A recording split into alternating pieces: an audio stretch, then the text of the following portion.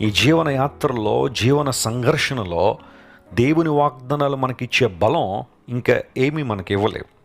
అందును బట్టి ప్రతి ఒక్కరూ దేవుని వాగ్దానం మీద ఆధారపడాలి. నీకేమీ తక్కువ కాదు. You lakh nothing. నీకు ఏది అవసరమో దాన్ని దేవుడు అనుగ్రహిస్తుంటాడు. నీకు అవసరం కానివి దేవుడు నీకు ఇవ్వడు అనే నమ్మకం నీలో ఉండాలి. అవసరమైనవి దేవుడు నీకు ఇస్తాడు. అందును బట్టి ఇచ్చిన వాటిని బట్టి నువ్వు సంతృప్తి కలిగి దేవుని స్తుతించినప్పుడు దేవుడు మరిన్ని విశాలమైన ద్వారాలు నీ కోసం ఆయన తెరుస్తాడు. ఏలియా అనే దైవజనుని గురించి మనందరికీ తెలుసు. ఒకసారి దేవుడు ఏలియాతో మాట్లాడుతున్నాడు, ఏలియా, నీవు సారెపత్ అనే ఊరికి నువ్వు వెళ్ళు, అక్కడ ఒక విధవరాలకి నేను ఆజ్ఞాపించి నన్ను పోషించాలని. ఆ మాట నమ్మడానికి ఏలియాకు చాలా విశ్వాసం కావాలి.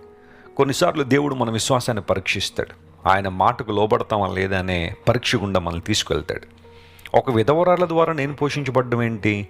బయటంతా కరువు ఉంది, భయంకరమైన పరిస్థితి ఉంది, అనేక మంది విలువల్లాడిపోతున్నారు. అలాంటి సందర్భంలో భర్త లేని విధవరాలు నన్ను ఎలా పోషించగలుగుతుంది, నన్ను ఎలా ఆదరించగలుగుతుందనే అనుమానం ఏలియాకు వచ్చుండొచ్చు. కానీ చెప్పినవాడు దేవుడు కదా, ఆజ్ఞిచ్చినవాడు ప్రభువు కదా. అందును బట్టి ఖచ్చితంగా దేవుని మాటకు లోబడి సారెపత్ అనే ఊరికి ఏలియా వెళ్ళాడు.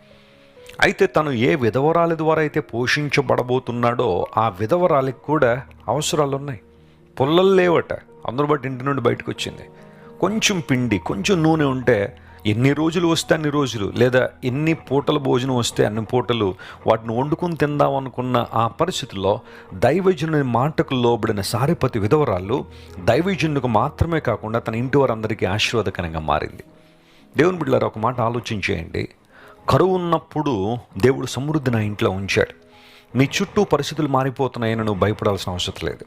అనేక మంది ఉద్యోగాలు పోతున్నాయండి, పింక్ కార్డ్స్ ఇచ్చేస్తున్నారండి, లేకపోతే షేర్ మార్కెట్లు కుదలైపోతున్నాయట, పరిస్థితులను విచిత్రంగా ఉన్నాయట, మళ్ళీ రెసెషన్ రాబోతుందట.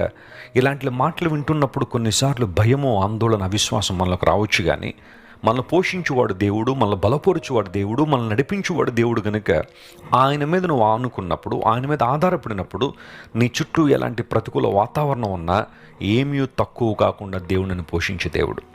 నా మటుకు నేను సాక్ష్యం చెప్పగలను. మా పరిచర్యలో ఎన్నో అవసరాలు, ప్రతిరోజు నెల తిరిగే లోపల ఎన్నో అవసరాలు మాకు ఉంటాయి. కానీ దేవుడు ఏ విధానంలో ఎవరి ద్వారా అవసరాలు తీర్చాలో దేవునికి తెలుసు. ఆయన ఇచ్చే సహాయం ద్వారా ఈ రోజున ప్రపంచవ్యాప్తంగా ఈ పరిచర్య ముందు కొనసాగుతుంది. అనేక మంది సువార్త వింటున్నారు, వాక్య సత్యాలు వింటున్నారు, ప్రభువు ప్రేమను అర్థం చేసుకుని దేవుని దగ్గరగా జీవించగలుగుతున్నారు.